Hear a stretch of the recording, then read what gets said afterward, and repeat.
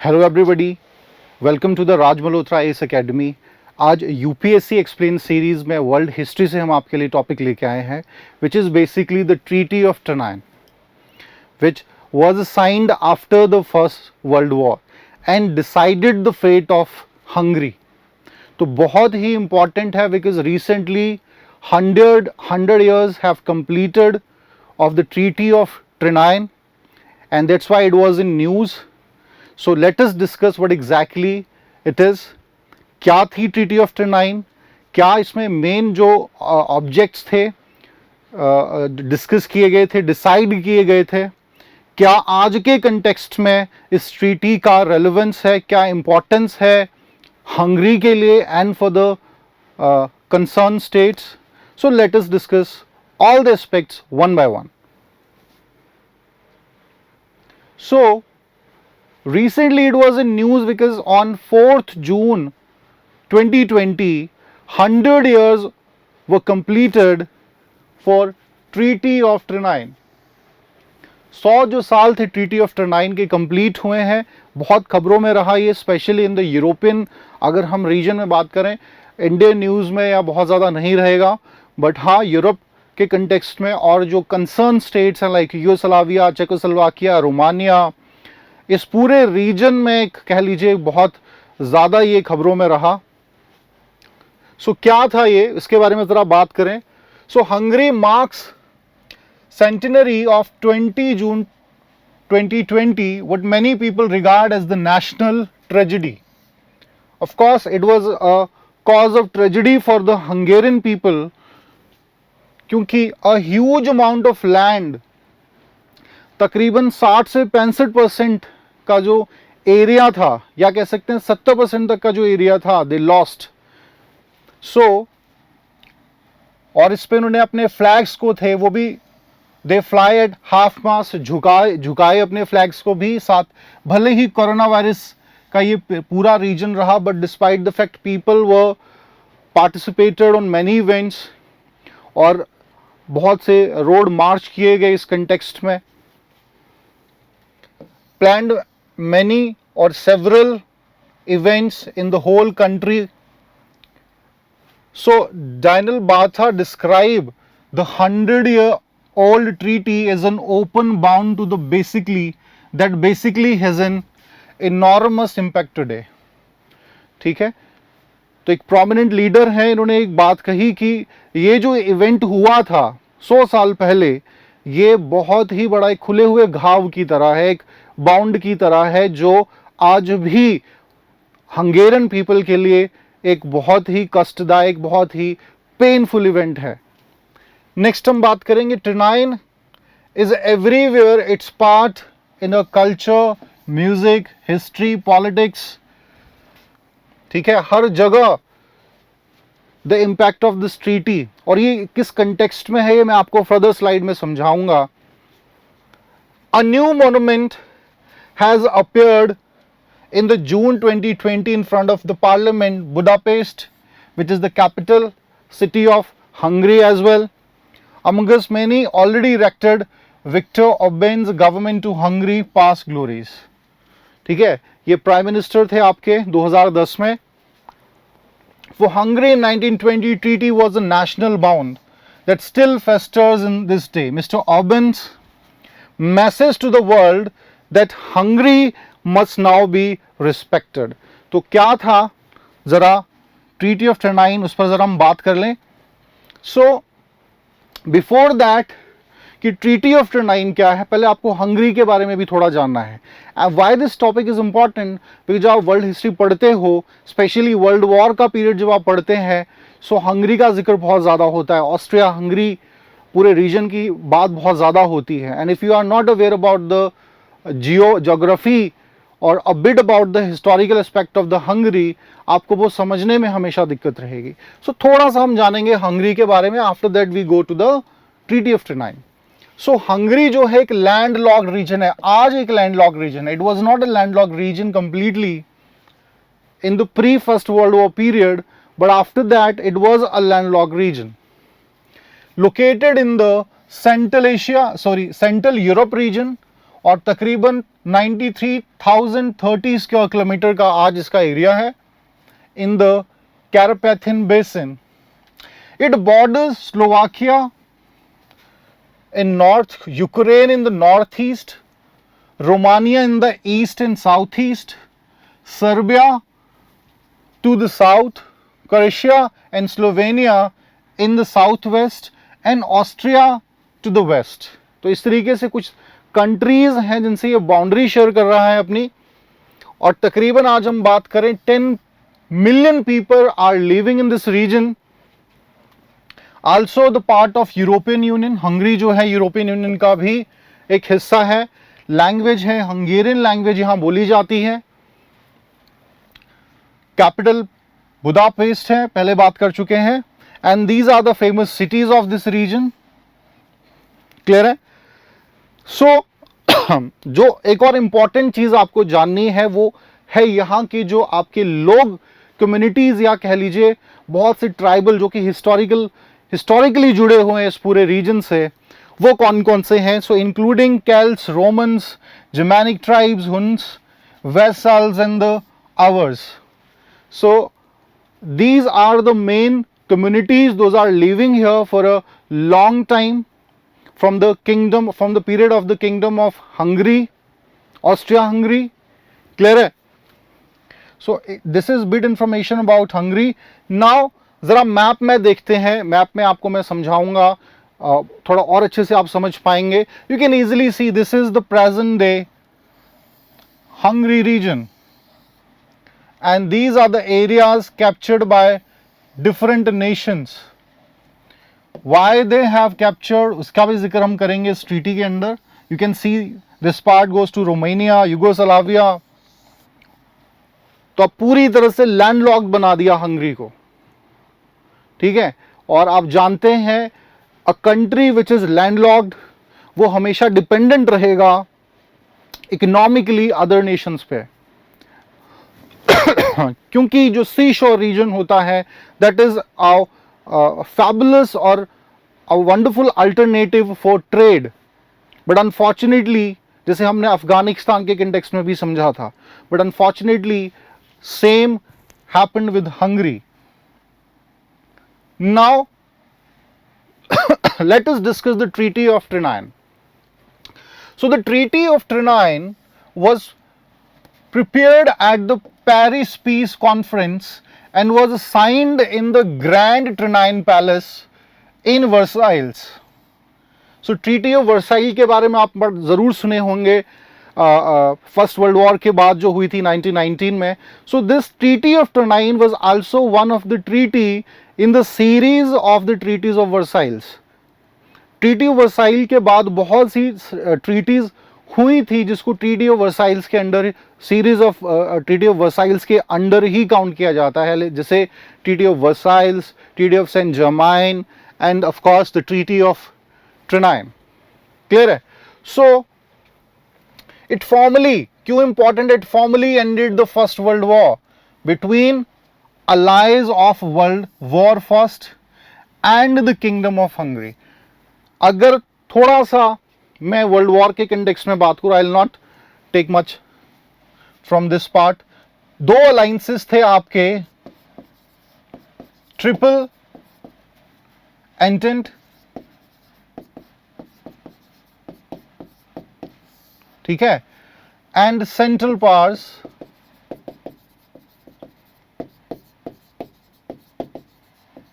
Central powers या फिर आपके ट्रिपल अलायंस भी कहा जाता था. सो ट्रिपल एंटेंट में आपके मेनली जो नेशंस थे like France, UK, USA, whereas in central powers mainly there were Germany, Austria-Hungary, mainly Hungary, and Ottoman Empire.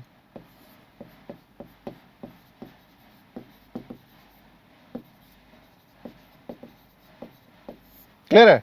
So unfortunately triple entered won, and unfortunately they lost against them. And in terms of we can say that loss of the war they have to pay a lot, reparations, war of reparations भी देने पड़े, and they have to, कह लीजिए कि जो बहुत सा एक एरिया था इन सभी देशों को अपना गंवाना पड़ा, और इन सभी देशों ने बहुत से रीजन को अपने अंडर कर लिया. सो फ्रेंच डिप्लोमेट्स, जो फ्रेंच थे, they have interest in this region, they were also looking for a benefit, so they played a key role in this, and establishing French-led coalition of the newly formed nations. It regulated the status of independent Hungarian state and defined its borders. जो main इसमें चीज क्या हुई है, treaty of ट्रिनाइन में borders, नए borders decide हुए.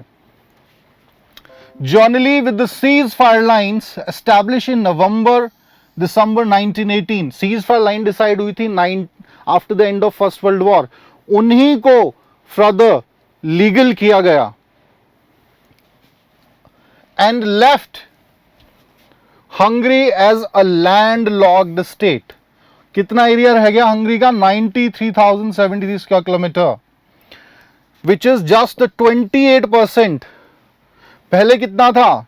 3,25,411 square kilometre. तो उसका जस्ट 28%, जो आज भी हम हंगरी का प्रॉपर जो एरिया है वो यही है. that had constituted the pre-war kingdom of Hungary. Clear है? So Hungary lost a huge amount of land after the First World War under the Treaty of Trianon, and the new kingdom had a population of 7.6 million, 36%. जो pre Hungarian kingdom था उसमें 20.9 million population थी उस समय, but now it was 7.6. So you can see कितना ज्यादा difference है. Now the area that were allocated the neighbouring countries had a majority of non Hungarian, कि जो एरिया हंगरी का गया, जिन देशों को गया वो नॉन हंगेरियन थे. In them and lived 3.3 million Hungarians, 31% of who were now in the minority status. और आज जो मॉडर्न डे में इशू बना हुआ है वो माइनॉरिटी से ही रिलेटेड प्रॉब्लम्स हैं. Now the treaty limited Hungary's army 35,000 तक लिमिटेड कर दिया, और इवन जो नेवल पार्ट था हंगरी का उसे तो खत्म ही कर दिया, बिकॉज नाउ हंगरी पूरी तरह से लैंडलॉक्ड था. कहीं से भी शोर जो रीजन था वो नहीं लग रहा था, तो नेवी तो पूरी तरह से ही खत्म हो गई. Austro-Hungarian navy ceased to exist. These decisions and their consequences has been the cause of the deep resentment in Hungary ever since. Of course, Hungary के लिए तो बहुत ही बड़ा ये एक जोल था, बहुत बड़ा लॉस उन्हें हो चुका है. From people's point perspective से देखें, या एक huge amount of land they have lost. The principal beneficiaries were the kingdom of Romania, Czechoslovakia, the kingdom of Serbs, Croatia and जो स्लोवानिया रीजन था आज यूगोस्लाविया स्टेट के अंडर है. So basically and the Austrian जो Republic है उसको भी कुछ पार्ट जो था थोड़ा सा आपके हंगरी स्टेट का मिला. So this is all about basically जो कुछ इवेंट्स हुई थी. कुछ और बात हम कर लेते हैं इस कंटेक्स्ट में. One of the main elements of the treaty was the doctrine of self determination of peoples. Now we need to understand this. हमें ये समझने की जरूरत है ये क्या था. बेसिकली जब ये ट्रीटी साइन हुई है और बहुत से जो लोग थे जो हंगेरियन पीपल थे, now they were the part of the non Hungarian state जो थे उसका हिस्सा बन गए थे. ठीक है, तो उनको कहीं ना कहीं खुश करने के लिए कह लीजिए, and it was an attempt to give non Hungarian their own national status. In addition, Hungary had to pay war reparation to its neighbors. Basically इसीलिए किया गया कि जो नॉन हंगेरियन लोग हैं उनको खुश किया जा सके. ठीक है, और जो अब आपके हंगेरियन लोग हिस्सा बने हैं इन स्टेट्स का, वो कहीं अपनी वॉइस को स्ट्रांग ना कर दे against them. So it is very important कि उनको हर तरीके का फ्रीडम दिया जाए, उनको हर तरीके का सेल्फ डिटर्मिनेशन का जो अधिकार है, राइट है, वो दिया जाए। They have a right to choose their government, to get the government jobs. These are the basic needs of any citizen. तो अगर आप उनको खुश रखोगे तो they can never spoke against you. तो कहीं ना कहीं ये डिसीजन इसी कंटेक्स्ट में लिया गया था।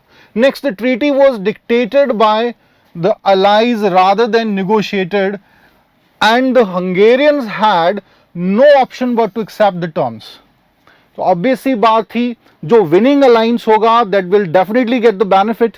तो विनिंग अलायंस था, वो किसी भी मोड में नहीं था नेगोशिएशन के। जितना ज़्यादा वो डिक्टेट कर सकते थे, जितना benefits they can got from this part, they did. The Hungarian delegation signed the treaty under the protest and negation for its revision began immediately. So the current boundaries of Hungary are the same as those defined by the Treaty of Trianon with some minor modification. कुछ modification जरूर हुई 1924 में या 1947 में, क्या है वो भी जरा बात कर लें। 1924 regarding the Hungarian और जो ऑस्ट्रिया बॉर्डर्स हैं उसके रिगार्डिंग 1924 में कुछ चेंजेस लाए गए थे। आफ्टर दैट अगर हम बात करें 1947 की, 1947 की, तो चेकोस्लोवाकिया को बेसिकली 3 जो गांव थे, 3 villages were transfer to Czechoslovakia in 1947। Clear है? So these are some changes which further took place. Otherwise जो ट्रीटी ऑफ ट्रिनाइन में कहा गया था 1920 में, वही आप आज हंगरी देखते हैं, वही टर्म्स और कंडीशन आज भी लागू हैं। So which were highly criticized by the Hungarian people. We are living in the world of democracy. We are talking about rights. We are talking about duties. And ऐसे माहौल में अगर इस तरीके की इस तरीके की घटना को इशू बना के उठाया जाता है, we are living in the world where आज एक न्यूज़ जो है ग्लोबल न्यूज़ बन जाती है। सो उसका इम्पैक्ट बहुत है और हंगरी हर तरीके से चाहेगा that they will get. Of course ये कहना बड़ा मुश्किल है कि वो ज़मीन जो they have lost a huge amount of land they have lost, they will get that all, but somehow कुछ रेपरेशंस वो ज़रूर चाहेंगे। सो नेक्स्ट हम बात करेंगे, you can also see in the map again here कि ये जो मॉडर्न डे हंगरी है ये इतना ही रह गया। और ये आपके कुछ स्टेट्स जो हैं हंगरी प्री हंगेरियन जो पीरियड था, sorry pre first world war में जो हंगेरियन आपका किंगडम था, उसके एरियाज में कुछ स्टेट्स का एग्जिस्टेंस आप देख सकते हैं in terms of Czechoslovakia, in terms of Romania, in terms of Yugoslavia, and this also some part goes to the Austria. Clear है? So next we can talk about, अगर हम नेक्स्ट हम बात करें, so हम बात करेंगे एरिया ऑफ कॉन्फ्लिक्ट्स की। किन एरियाज पे आज के कंटेक्स्ट में हम देखें तो कॉन्फ्लिक्ट है और क्या उसका सॉल्यूशन हो सकता है, उस पर भी बात करेंगे। So let us discuss every family. सबसे बड़ा जो इशू यहां पर है, देखिए क्या था, there is a piece of land, suddenly एक लाइन बीच में खींच दी जाती है, बट पीपल दोनों तरफ जो हैं वो सेम है। Even some the families of some people are living in this part, but because of that border now that separated, feeling जो थे, सेंटिमेंट्स जुड़े होते हैं, वो बिल्कुल आपके खत्म हो जाते हैं, बड़ा मुश्किल हो जाता है। जैसे आप कश्मीर के कंटेक्स्ट में भी इसको समझ सकते हैं। When the POK region, Pakistan occupied region जो है, तो कश्मीरी लोगों के रिश्तेदार जो हैं वो पीओके में भी रहते हैं। अब तो चलो 70 years है past, I am talking about the time when the whole 70 साल पहले की अगर हम बात, अब तो एक नई जनरेशन है जिसका शायद बहुत ज़्यादा अटैचमेंट नहीं रहा होगा, but if we move back to the 70 years back Kashmir, तो लोग तो आपस में इस तरफ के जो थे वो भी directly have attachment with these people. और बीच में एक सडनली लाइन खींच दी जाती है, तो रिसेंटमेंट क्यों नहीं होगा लोगों के बीच? Same in the case of Hungary.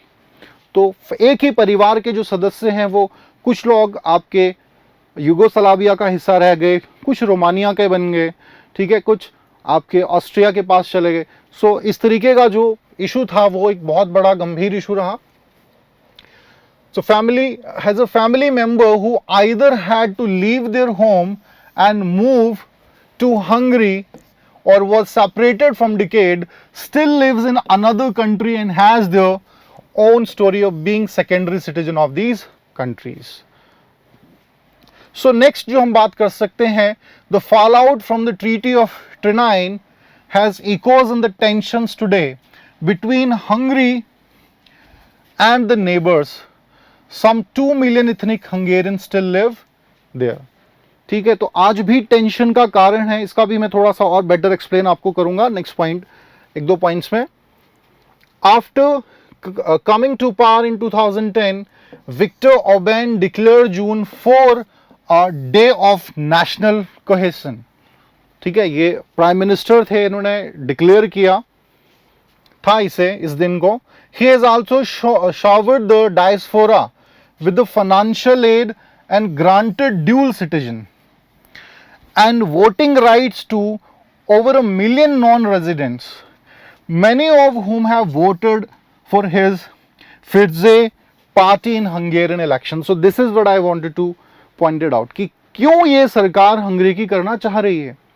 जो भी आपके Hungarian people are living in this another states, उनको फाइनेंशियल एड देना, उनको सिटीजनशिप, ड्यूल सिटीजन ऑफर करना, even they are giving a right to vote. और जो अभी इलेक्शन हुए थे प्रीवियस 2010 में, उसमें तो बहुत ही ज़्यादा रोल प्ले, और फर्दर इलेक्शंस में भी रोल प्ले किया। क्लियर है? तो जब ये पार्टिसिपेशन बनेगा तो हंगरी को बहुत फ़ायदा है इससे। आल्सो हंगरी को फ़ायदा तो है ही, बेनिफिट तो है ही, लेकिन और पूरे रीजन में जो हंगेरियन हैं, they can also play an important role to make connectivity with Hungary, with these all states like Romania, Yugoslavia, Austria, इनके साथ बेटर रिलेशन करने में। जैसे इंडिया आल्सो प्ले, कि जो भी इंडियन डायस्पोरा है वो भारत के रिलेशंस को स्ट्रेंथन करने में एक बड़ा ही इंपॉर्टेंट रोल जो है वो प्ले करता है। तो same in the case of this, और ऑब्वियसली इलेक्शन को जीतने में भी मदद कर रहा है। Point is clear? So that's why these rights are given by the government of Hungary to these Hungarian people, those are living, residing outside Hungary. So now last month, Romanian's parliament passed a bill declaring the Trianon anniversary a day of remembrance, viewed by Hungarian groups as a provocative celebration. इसको एक provocative celebration कहा और सही नहीं माना कि ये provoke करने के लिए लोगों को ज्यादा है। ठीक है, so tensions have come to fore over failed attempt to give more autonomy to Szeklerland part of Romania, Transylvania region which used to be the part of Hungary and is still home to many ethnic Hungarians. तो ये जो आपका reason है Romania का, यहाँ पर mainly रहते हैं हंगेरियन लोग। ठीक है, और इनको ज़्यादा से ज़्यादा बेनिफिट देने की बात हो रही है। इससे क्या हो रहा है, ये जो हंगेरियन एथनिक लोग हैं, they are demanding for more autonomy, ज़्यादा फ्रीडम, ज़्यादा पावर की वो डिमांड कर रहे हैं रोमानिया से। And this is what indirectly Hungary wanted to do, कि जितना भी हंगेरियन डायस्पोरा इन पूरे स्टेट्स में रह रहा है वो ज़्यादा से ज़्यादा डिमांड करे, ताकि या तो वो एक ऑटोनॉमस स्टेट की फॉर्म में आ जाए, या कल को हो सकता है 100 साल के बाद, 50 साल के बाद they again demanded to be the part of Hungary. Clear है? सो ये लगातार कोशिश आपकी हंगरी की तरफ से है। Doctor Thomas Lohmann says that he does point a deeper problem concerning Hungary's ethnic minority. So this is जो आज मॉडर्न टाइम में मेन इशू है वो यही है, जो भी माइनॉरिटी है, because now the Hungarian people are living in this all states are in minority. ठीक है, वो तो माइनॉरिटी है, और माइनॉरिटी चाहे हम इंडिया के कंटेक्स्ट में बात कर लें, चाहे पाकिस्तान के कंटेक्स्ट में, किसी भी स्टेट के कंटेक्स्ट में बात करें, कहीं ना कहीं कह लीजिए लॉसेस कुछ ना कुछ तो होते हैं, या कह लीजिए टारगेट तो किया ही जाता है। So of course they are, जो स्पेशली डेमोग्राफी बदली है, तकरीबन इन पूरे रीजन में 90% आपके जो हंगेरियन लोग थे, जहां जहां इन पूरे कंसर्न स्टेट में हंगेरियन रीजन थे, बहुत कम होता गया है। विद स्पेन ऑफ टाइम अब कन्फाइन 50 to 60% उसमें कमी आई है। So these claims are constantly raised by these Hungarian, और बहुत से जो गवर्नमेंट नॉन गवर्नमेंटल इंस्टीट्यूशंस हैं रेज कर रही हैं इसको, कि इसका कोई परमानेंट सॉल्यूशन निकालना बहुत ज़रूरी है। और जब ये माइनॉरिटी राइट्स की बात होएगी, सो ऑफ कोर्स कहीं ना कहीं ये जो भी कंसर्न स्टेट है हंगेरियन इशू से रिलेटेड या ट्रीटी ऑफ ट्रिनाइन से रिलेटेड, they will definitely oppose this, और कहेंगे कि इनको भड़काने में Hungary is playing a very important role. Clear है? So these all are important things. They might talk about Trinine, but really generating current upset and nervousness and fear what's happening to the Hungarian minority. Now what happened to the Hungarian minority 100 years ago? तो ये words हैं इनके जिसमें इन्होंने कहा कि ये कुछ हालात वैसे ही बनाने की कोशिश हो रही है जैसे 100 साल पहले के हालात थे, और रिसेंटमेंट जितना ज़्यादा लोगों को प्रोवोक किया जा सकता है, भड़काया जा सकता है, हंगरी कोशिश कर रहा है। क्लियर है? नेक्स्ट हम बात करेंगे। So here we talk about some area of conflicts और टेंशंस। नाउ हंगरी इस पर क्या कहता है, हंगरी की स्टेटमेंट्स क्या है और उसके कंटेक्स्ट में। सो हंगरी का कहना है we have a very good relation with these all nation. हाँ, कुछ देशों के साथ कुछ कॉन्फ्लिक्ट्स हैं हमारे, बट वो इतने ग्रेव, इतने सीरियस नहीं है कि इतना बड़ा एलिगेशन हम पर लगा दिया जाए। So Hungary is keen to maintain good terms with its neighbours. There is an intention to keep good relation with Slovakia and Serbia and not to provoke anybody else. He says, adding that Hungary also want to normalize relation with Ukraine. Ukraine के साथ कुछ conflict है, but यहाँ के official जो उन्होंने कहा कि हम हर तरीके से कोशिश कर रहे हैं कि जो भी हमारे रिलेशंस हैं उनको नॉर्मल किया जाए, अदरवाइज हमारे जो संबंध हैं सभी देशों के साथ बहुत अच्छे हैं, बहुत बढ़िया हैं। And obviously the tensions are little bit higher with Romania, but in order not to provoke the neighboring countries, we think there is a decision not to make really loud and really provocative. तो बड़ा defensive यहाँ पर outlook Hungary का इस सभी issue पर रहा। उन्होंने कहा हमारी इस ऐसी कोई कोशिश नहीं है, बट हाँ the issue is associate with our sentiments. ठीक है, 100 years बहुत बड़ी बात होती है इस तरीके का इवेंट के लिए अगर कंप्लीट हुआ है। So that's why we are raising this all.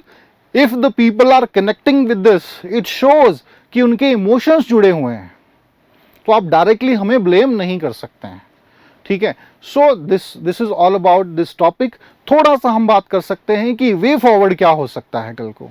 देखिए, इट इज रियली नॉट, अगर हम रियलिज्म की बात करें, रियलिटी ग्राउंड्स की बात करें, इट्स नॉट पॉसिबल कि ये सारा जो एरिया है आज पूरा आने वाले टाइम में हंगरी का एक पार्ट बन जाए। ऑब्वियस सी बात है, क्योंकि हंगरी आज ये सभी जो हैं which were the part of Hungary in the pre world war period, first world war period, वो आज एक स्टेट बन चुके हैं। वो किसी एक स्टेट का हिस्सा भी नहीं है, एक फुल फ्लेज स्टेट है। चाहे यूगोस्लाविया, रोमानिया, चेकोस्लोवाकिया है ना, ये फुल फ्लेज स्टेट हैं। तो कंप्लीटली जो है उनका है सॉरी उनको फिर से शामिल कर देना आपके हंगरी के साथ, it's really not possible. But हाँ, ये हो सकता है कि जो ऑटोनॉमस स्टेटस की बात है, या हंगेरियन पीपल जो हैं इस पूरे रीजन में, उनका अफेक्शन, उनका अटैचमेंट हंगरी के साथ कैसे बना रहे, so that Hungary will get more benefits, political या इकोनॉमिकल बेनिफिट्स हर तरीके से इस पूरे रीजन में कैसे मिल सकें। सो ऑब्वियसली जो हंगेरियन डायस्पोरा है इंपॉर्टेंट हो जाता है यहाँ हंगरी के लिए। क्लियर है? So Hungary will definitely try to provoke this, provoke या कोशिश करता रहेगा कि इस तरीके की जो वायलेंस हुआ था, इस तरीके का जो एक फेस करना पड़ा था उन्हें, उसका कुछ ना कुछ फायदा उनको आने वाले टाइम में मिले। और डेफिनेटली अगर मैटर सॉल्व होता है या रियलाइज होता है तो रेपरेशंस की भी डिमांड कल को हो सकती है। ठीक है, जैसे britishers this issue was also raised by India. Shashi Tharoor ji ने कुछ साल पहले ये स्टेटमेंट दी थी that britisher had to pay the reparation to India what they have done in India. तो same in the case of Hungary can also demand कि जो भी इस तरीके का उनके साथ लॉसेस उन्हें झेलने पड़े सिर्फ इसलिए क्योंकि वो फर्स्ट वर्ल्ड वॉर में हारे हैं against the winning alliance, against the triple entity. Point is clear? So here we complete today. Thank you very much.